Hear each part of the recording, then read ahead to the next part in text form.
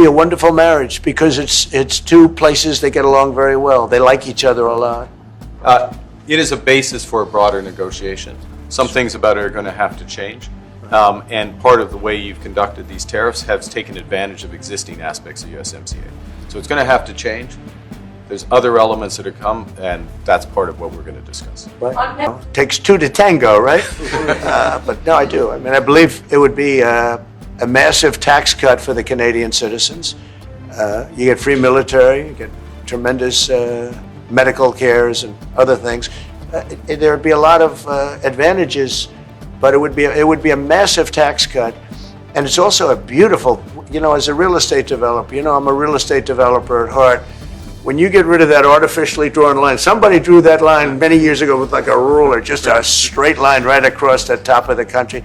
When you look at that beautiful formation when it's together, I'm a very artistic person, but when I looked at that beauty, I said that's the way it was meant to be.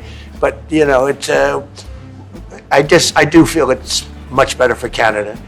But if respectfully, Canadians' view on this is not going to change on the 51st state.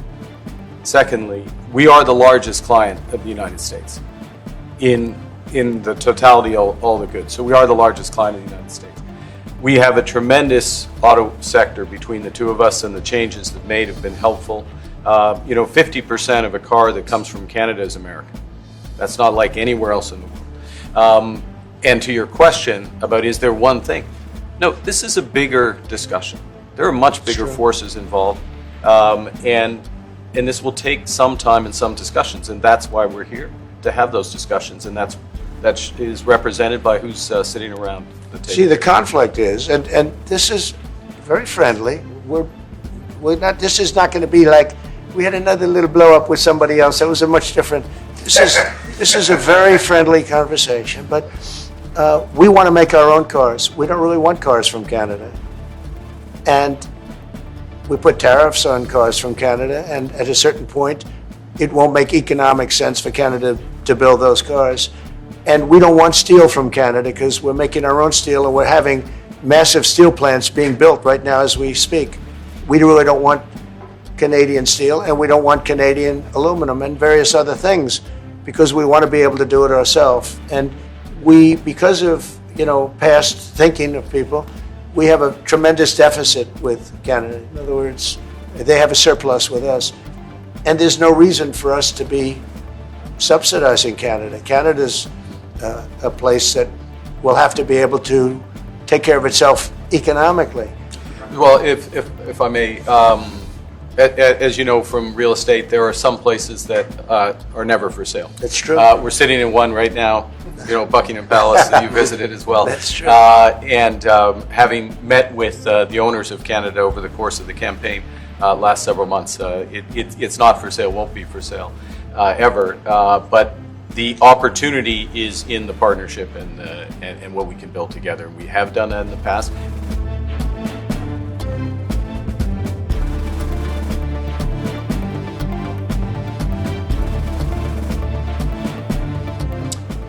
Thank you very much, everybody. It's a great honor to have Prime Minister Mark Carney with us. As you know, just a few days ago, he won a very big election in Canada. And I think I was probably the greatest thing that happened to him, but I can't take vote credit. His party was losing by a lot, and he ended up winning. So I really want to congratulate him. It was probably one of the greatest comebacks in the history of politics, maybe even greater than mine. But I want to just congratulate you. That was a great election, actually. We were watching it with interest, and I think Canada chose a very talented person, a very good person, because we spoke before the election quite a few times. And it's an honor to have you at the White House and the Oval Office. And you see the new and improved Oval Office as it becomes more and more beautiful with love. We handle it with great love, and 24-karat gold. That always helps too. Right? But it's been a lot of fun. We're going over some of the beautiful pictures that were stored in the vaults that were for many, many years, in some cases over 100 years. They were stored in vaults of the great presidents, or almost great presidents, all having a reason for being up, every one of them. So it's very interesting. But I just want to congratulate you and ran a really great race. I watched the debate. I thought you were excellent, and I think we have a lot of things in common. We have some tough points to go over, and that'll be fine. We're going to also be discussing Ukraine, Russia, the war, because Mark wants it ended as quickly as I do. I think it has to end. We had some very good news last night. The Houthis have announced that they are not, or they've announced to us at least, that they don't want to fight anymore. They just don't want to fight. And we will honor that. And we will stop the bombings. And they have capitulated, but more importantly, we will take their word. They say they will not be blowing up ships anymore. And that's what the purpose of what we were doing. So that's just news. We just found out about that. So I think that's very, very positive. They were knocking out a lot of ships going, as you know, sailing beautifully down the various seas. It wasn't just the canal. It was a lot of other places. And I will accept their word, and we are going to stop the bombing of the Houthis. Effective immediately, and Marco, you'll let everybody know that, okay? Do you have something to say about that, by the way? It's a pretty big announcement. Yeah, this was always a freedom of navigation mission. These are, a band of individuals with advanced weaponry that were threatening global shipping, and the job was to get that to stop. And if it's going to stop, then we can stop. And I think it's an important development. And we'll have maybe before we're going to, as you know, the Middle East, Saudi Arabia. We're going to UAE and Qatar, and that'll be, I guess, Monday night. Some of you are coming with us.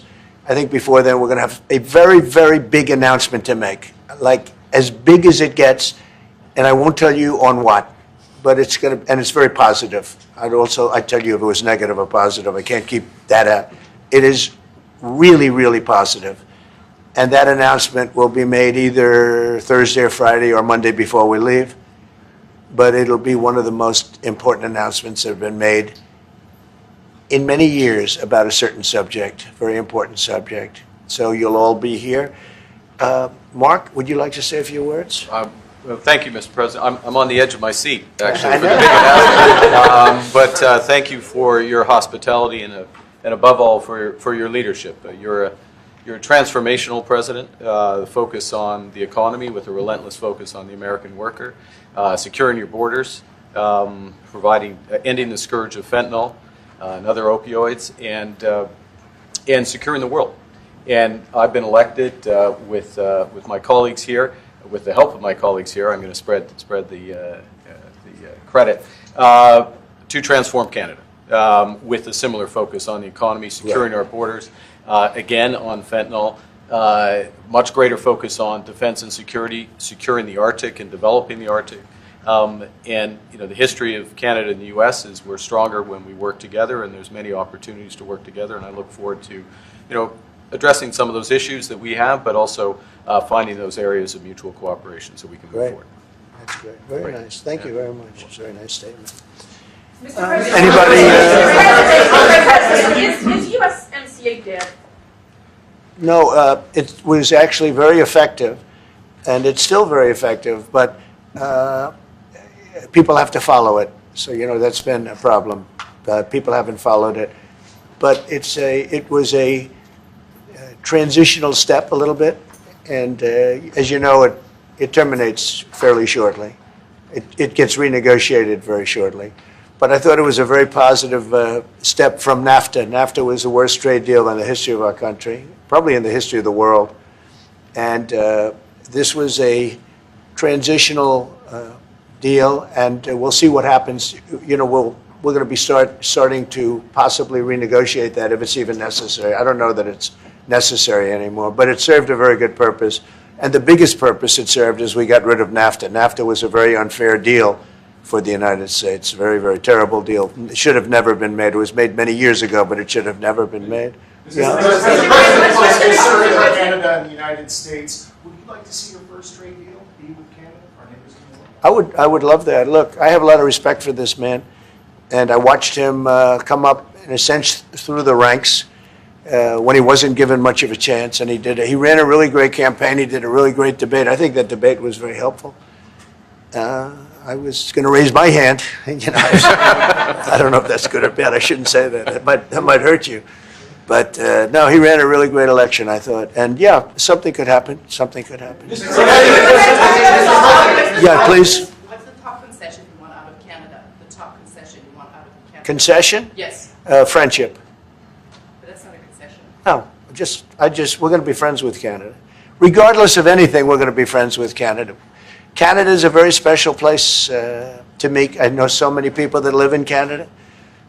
My parents had relatives that lived in Canada, my mother in particular. And no, I love Canada. I have a lot of respect for the Canadians. Wayne Gretzky, I mean, how good, the great one. You happen to have a very, very good hockey player right here on the Capitals, who I have a lot of respect. He is a big, tough cookie, too. He just broke the record. And he's a great guy. And, we had the team here, and I got to know a lot of the players. But now, Canada is a very special place. Yeah, please. Mr. President, and Mr. Prime Minister, I'd like to get your response to this too. Mr. President, you have said that Canada should become the 51st state. Yeah. No. Well, I still believe that, but it takes two to tango, right? But no, I do. I mean, I believe it would be a massive tax cut for the Canadian citizens. You get free military, you get tremendous medical cares and other things. There would be a lot of advantages, but it would be a massive tax cut. And it's also a beautiful, as a real estate developer, I'm a real estate developer at heart. When you get rid of that artificially drawn line, somebody drew that line many years ago with like a ruler, just a straight line right across the top of the country. When you look at that beautiful formation when it's together, I'm a very artistic person, but when I looked at that beauty, I said that's the way it was meant to be. But I do feel it's much better for Canada, but we're not going to be discussing that unless somebody wants to discuss it. I think that there are tremendous benefits to the Canadian citizens, tremendously lower taxes, free military, which honestly we give you essentially anyway because we're protecting Canada if you ever had a problem.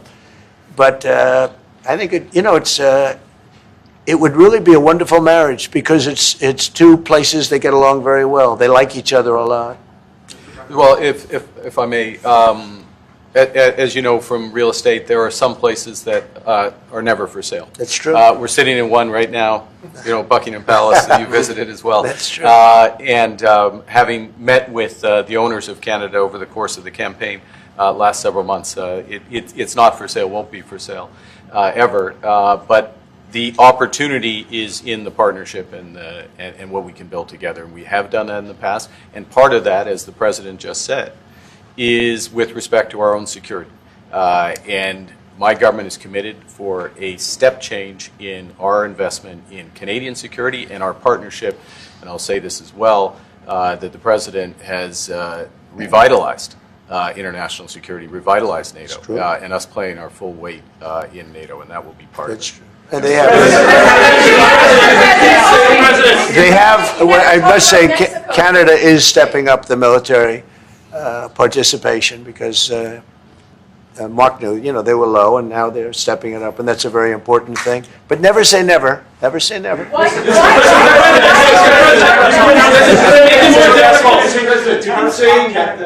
What would it take to get the tariffs off of Canada? Well, we'll be talking about different things. Like, we want to protect our automobile business, and so does Mark.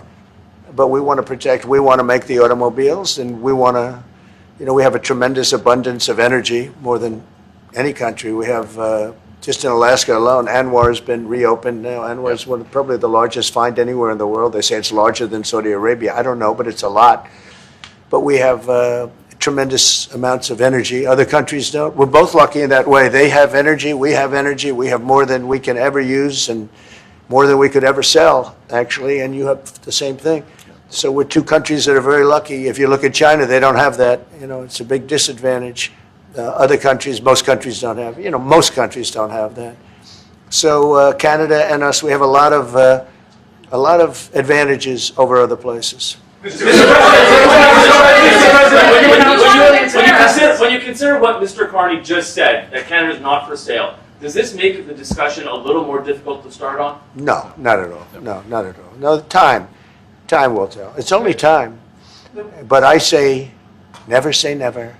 I've had many, many things that were not doable, and they ended up being doable, and only doable in a very friendly way. But if it's to everybody's benefit, you know, Canada loves us, and we love Canada. That's, I think, the number one thing that's important. But we'll see. I mean, over time, we'll see what happens. Mr. President, China. I was hoping you can clarify something. Earlier this morning in Capitol Hill, Secretary Bessent said that there have been no negotiations yet with China. You have said something different. They want to meet, and they're doing no business right now. And those ships are turning around in the Pacific Ocean. Big turn. Those are big ships. Those ships take about 10 miles to turn. And, you know, we lost $1 trillion to China on trade because of an incompetent president that we had who preceded me, grossly incompetent. You're finding it out more and more now. And by not trading, we're losing nothing. So we're saving $1 trillion. It's a lot. But they want to negotiate, and they want to have a meeting, and we'll be meeting with them at the right time. But you haven't met with them yet. I have not met with them, of course. You would know if I met. I'd tell you.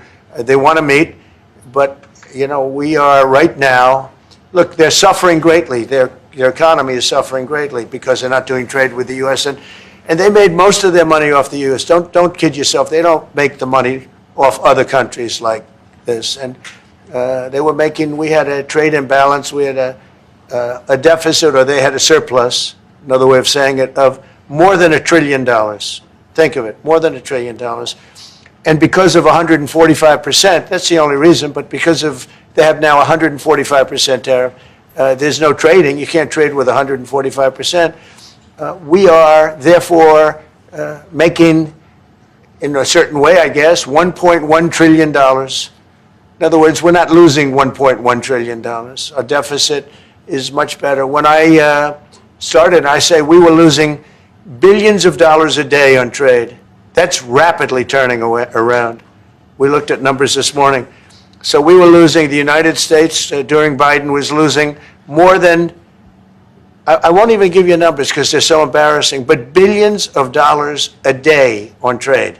Those numbers are rapidly turning between the tariffs. Don't forget, we're now getting 25% on cars, 25% on aluminum, 25% on steel, and maybe more importantly, massive numbers of companies are moving into the United States. Honda, we have the car companies are moving in at levels we've never seen before.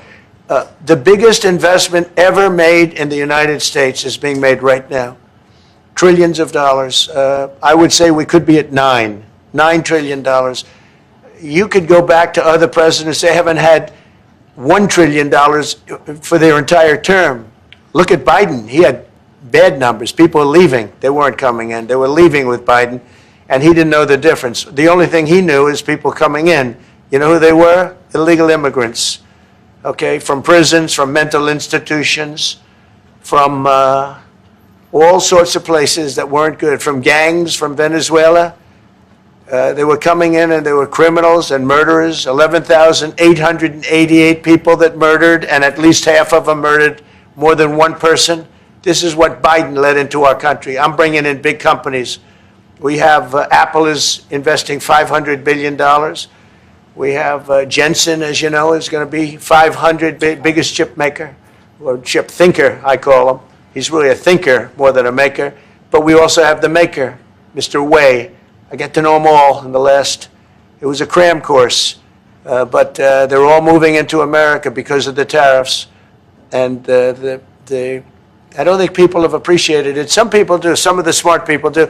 So we have more money coming in. It's really an amazing thing. We have more money being invested in the United States now than at any time ever before in our history, and it's not even close. And I think the real number could be 9 or 10 trillion. We don't know everybody that's doing it. We have many. I just heard about a plant that's being built right now, a very, very top-of-the-line company. And they didn't come to the White House. They're just doing it because they're making it because if they build here, there are no tariffs. And this is the big market. This is the market. That sets us apart from it. This is the market where everyone wants to be. Now, if I didn't come here and do this, all of a sudden we wouldn't be the market where everyone wants to be. So we're able to do it in time. But we're going to have a great announcement. And I'm not necessarily saying it's on trade. going to the beginning, we're going to have a great announcement over the next few days, an announcement that will be so incredible, so positive. And I'm not saying, I don't want you to think it's necessarily on trade. Just to finish, we also have a situation, because everyone says, when are you going to sign deals? We don't have to sign deals. We could sign 25 deals right now, Howard, if we wanted. We don't have to sign deals. They have to sign deals with us. They want a piece of our market. We don't want a piece of their market. We don't care about their market. They want a piece of our market. So we can just sit down, and I'll do this at some point over the next 2 weeks, and I'll sit with Howard and Scott and with our great vice president, who has done a really good job. We have some good news to report on a lot of fronts, but JD will be there and Marco, and we're going to sit down and we're going to put very fair numbers down, and we're going to say, here's what this country, what we want, and congratulations, we have a deal. And they'll either say, great, and they'll start shopping, or they'll say, not good, we're not going to do it. And I said, that's okay, you don't have to shop. Now, we may think, well, they have a right, that maybe we were a little bit wrong, so we'll adjust it. And then you people will say, oh, it's so chaotic. No, we're flexible. But we'll sit down, and we'll, at some point, in some cases, we'll sign some deals. It's much less important than what I'm talking about. For the most part, we're just going to put down a number and say, this is what you're going to pay to shop. And it's going to be a very fair number. It'll be a low number. We're not looking to hurt countries. We want to help countries. We want to be friendly with countries. But you keep writing about deals. When are we going to sign? When? It's very simple. We're going to say, in some cases, we want you to open up your country. In some cases, we want you to drop your tariffs. I mean, India, as an example, has one of the highest tariffs in the world. We're not going to put up with that. And they've agreed already to drop it. They'll drop it to nothing. They've already agreed. They would have never done that for anybody else but me. So we're going to put down some numbers, and we're going to say our country is open for business. And they're going to come in, and they're going to pay for the privilege of being able to shop in the United States of America. It's very simple. It's very simple. So I wish they'd keep, stop asking, how many deals are you signing this week? Because one day we'll come and we'll give you 100 deals. And they don't have to sign. All they have to do is say, oh, we'll start sending our ships right now to pick up whatever we want or to bring whatever we want. It's very, very simple. And I think my people haven't made it clear. We will sign some deals, but much bigger than that is we're going to put down the price that people are going to have to pay to shop in the United States. Think of us as a super luxury store, a store that has the goods. You're going to come and you're going to pay a price, and we're going to give you a very good price. We're going to make very good deals, and in some cases we'll adjust. But that's where it is. And we've been ripped off by everybody for 50 years, and we're just not going to do that anymore. We can't do that. And we can't let any country do that to us. We're just not going to do it anymore.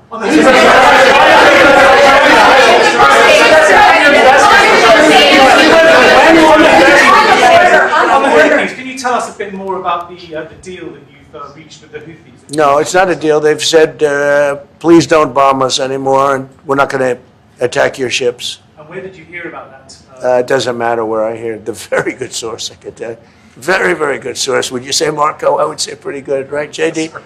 A very good source. No, they don't want to be. They don't want to be. They don't want to be bombed anymore. I sort of thought that would happen. No, behind you, please. Clarifying something you said on USMCA. Is the U.S. prepared to walk away from that pact? From what pact? USMCA. No. It's fine. It's there. It's good. We use it for certain things. It's there. We have the USMCA is a good deal for everybody. I won't say this about Mark, but I didn't like his predecessor. I didn't like a person that worked for. She was terrible, actually. She was a terrible person. And she really hurt that deal very badly because she tried to take advantage of the deal and she didn't get away with it. You know who I'm talking about. But we had a bad relationship having to do with the fact that we disagreed with the way they viewed the deal, and we ended it. We ended that relationship pretty much. The USMCA is great for all countries. It's good for all countries. We do have a negotiation coming up over the next year or so to adjust it or terminate it. Mr. President. I'll say a word on USMCA if I may, Mr. President. It is a basis for a broader negotiation. Some things about it are going to have to change. And part of the way you've conducted these tariffs has taken advantage of existing aspects of USMCA. So it's going to have to change. There's other elements that have come, and that's part of what we're going to discuss. During the campaign, Prime Minister Carney talked about the American vitriol. How do you react if Canada decided not to shop in the American store as much as before and decided to partner with other countries? Well, we don't do much business with Canada from our standpoint. They do a lot of business with us. We're at like 4%, and usually those things don't last very long. You know, we have great things, great product. The kind of product we sell, nobody else can sell, including military. Look, we make the best military equipment in the world, and Canada buys our military equipment, which we appreciate. But we make the best military equipment in the world by far. The missiles, the submarines, everything. Everything we have is really top notch. I rebuilt our military during our last term. Stupidly, we gave some away to Afghanistan, which shouldn't have happened. But that was, I think it was the most embarrassing moment in the history of our country. It was just very incompetent people. But if you look, the man that's now the head of our Joint Chiefs, he led the attack on ISIS for me. That's why he's the head of the Joint Chiefs. And Raisin Kane, he was unbelievable. And as you know, we defeated ISIS in 3 weeks. It was supposed to take 5 years. We did it in 3 weeks. And he ran the campaign. I said, I like him. But I knew him before. I went to Iraq, and we agreed to a plan, and that was the plan. And as you know, we did it in record time. So we have the best equipment in the world. We have the best, a lot of things. And but Canada, it does a lot more business with us than we do with Canada. Yeah. Mr. President. Can I ask about your investments, Mr. President? When do you think the investments that you've announced, the trillions, will finally hit economic data this year? When you're saying about the tariffs? No, about the investments that you've announced. It's hitting right now. Look, they're already starting AI plants. These are not people that look for financing. That's a good thing. You know, in real estate, you get a site, then you have to look for financing. You have to get your zoning. You know, 5 years later, you start building. You get a bank, then the bank's no good. And these people have massive amounts of cash. The CHIPS Act was a ridiculous thing because that doesn't get them to build. All we did is hand very wealthy companies money. The CHIPS Act that was done by Biden. Billions, we give them billions of dollars. They don't even have to do anything with it. And then if you weren't, if you didn't have, and I don't want to be a wise guy, but if you didn't go with the DEI, if you didn't go with all of the different things, woke, if you weren't woke, you couldn't even use the money. You had to have a certain percentage of this and that and that and that. It's impossible to have. The companies actually complained to me. They said they gave me all this money, but nobody can get these people to do anything. I mean, look, President Obama, and if he wanted help, I'd give him help because I'm a really good builder and I build on time, on budget. He's building his library in Chicago. It's a disaster. And he said something to the effect, I only want DEI, I only want woke. He wants woke people to build it. Well, he got woke people, and they have massive cost overruns. The job is stopped. I don't know. It's a disaster. And I don't like that happening because I think it's bad for the presidency that a thing like that should happen. He's got a library that's a disaster. And he wanted to be very politically correct, and he didn't use good, hard, tough, mean construction workers that I love, Marco. I love those construction workers. But he didn't want construction workers. He wanted people that never did it before, and he's got a disaster in his hands. Like millions of dollars, really many millions of dollars over budget. And I would love to help him with it, or somebody else. I could recommend professionals. But it was not built in a professional manner. By the way, nor was in California a little train going from San Francisco to Los Angeles that's being run by Gavin Newsom, the governor of California. Did you ever hear of Gavin Newsom? That train is the worst cost overrun I've ever seen. It's like totally out of control. So then they said, all right, we won't go into San Francisco. We'll stop 25 miles short. And we won't go into Los Angeles. We'll stop 25 miles short. It's hundreds of billions of dollars for this stupid project that should have never been built. And then they realized that it would have been a lot less costly if we just gave limousine service back and forth and gave it free. They would have saved hundreds of billions of dollars. They have airplanes that go there for one-hundredth the cost. And they have cars. They have a thing called the highway that goes back and forth that's not fully utilized. And they got involved with this project. And Gavin, you know, I always liked Gavin. I had a good relationship with him. I just got him a lot of water. You know, I sent in people to open up that water because he refused to do it. And we just got him a lot of water. If they would have had that water, and if they would have done what I said to do, they wouldn't have had the fires in Los Angeles. Those fires would have been put out very quickly. But if you think about it, and you got to take a look at this, it's the worst cost overrun I've ever seen. I've watched a lot of stupid people build a lot of stupid things, but that's the worst cost overrun I've ever seen, what's happening between San Francisco and Los Angeles. And you ought to ask about that, because this government is not going to pay. I told our very great new Secretary of Transportation, he's doing a good job, Sean Duffy, I said, we're not going to pay for that thing. They are just, it's out of control. This is something that you don't have things like this. It's not even conceivable. Like 30 times over budget, 30 times. It's the craziest thing and now it's hundreds of, it was supposed to be a simple train. And I think the media should take a look at it. And I'd love him to run for president on the other side. You know, I'd love to see that. But I don't think he's going to be running, because that one project alone, well, that and the fires and a lot of other things, pretty much put him out of the race. Mr. President, what changes would you like to see to the USMCA? Or what changes would you like to make? We're going to work on some subtle changes, maybe. I don't even know if we're going to be dealing with USMCA. We're dealing more with concepts right now. Look, right now, we're doing trade. We have trade. They're paying a tariff on cars and steel and aluminum. And I think we have a baseline of 10% or something like that for the tariffs. But we're getting along very well. Right now, going no further, but we have an agreement. We did something with even parts. You want to discuss that, Howard, with respect to Canada, which helps Canada out? Sure. So we've made an arrangement with the car companies that 15% of their USMCA parts are included, and then 15% of foreign parts from the manufactured suggested retail price are not tariffed, to help domestic manufacturing really thrive. So it gave them a chance to be able to build their car parts factories if they're going to. A lot of these companies already have factories, and what they have to do is just fill them out.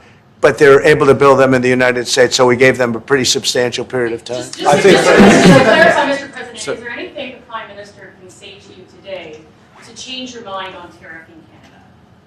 Tariffing cars? Tariffing Canada. Is there anything he could say to you in the course of your meetings with him today that would get you to lift tariffs on Canada? No, Why not? just the way it is. What's the first state? Yeah. If Canadians don't want it, would you respect that? Sure, I would. But this is not necessarily a one-day deal. This is over a period of time they have to make that decision. Yes, go ahead. Yeah, if I may. Well, respectfully, Canadians' view on this is not going to change on the 51st state. Secondly, we are the largest client of the United States in the totality of all the goods. So we are the largest client of the United States. We have a tremendous auto sector between the two of us, and the changes that made have been helpful. 50% of a car that comes from Canada is American. That's not like anywhere else in the world. And to your question about is there one thing? No, this is a bigger discussion. There are much bigger forces involved, and this will take some time and some discussions, and that's why we're here, to have those discussions, and that is represented by who's sitting around the table. See, the conflict is, and this is very friendly. We're not. This is not going to be like we had another little blow up with somebody else. That was a much different. This is a very friendly conversation, but we want to make our own cars. We don't really want cars from Canada, and we put tariffs on cars from Canada, and at a certain point, it won't make economic sense for Canada to build those cars. And we don't want steel from Canada because we're making our own steel, and we're having massive steel plants being built right now as we speak. We really don't want Canadian steel, and we don't want Canadian aluminum and various other things because we want to be able to do it ourselves. And we, because of, past thinking of people, we have a tremendous deficit with Canada. In other words, they have a surplus with us. And there's no reason for us to be subsidizing Canada. Canada's a place that will have to be able to take care of itself economically.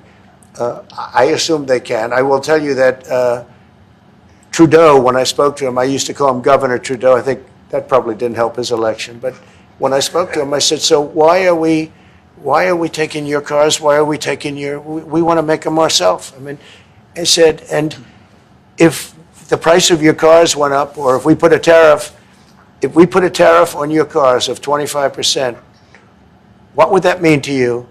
He said, that would mean the end of Canada. He actually said that to me.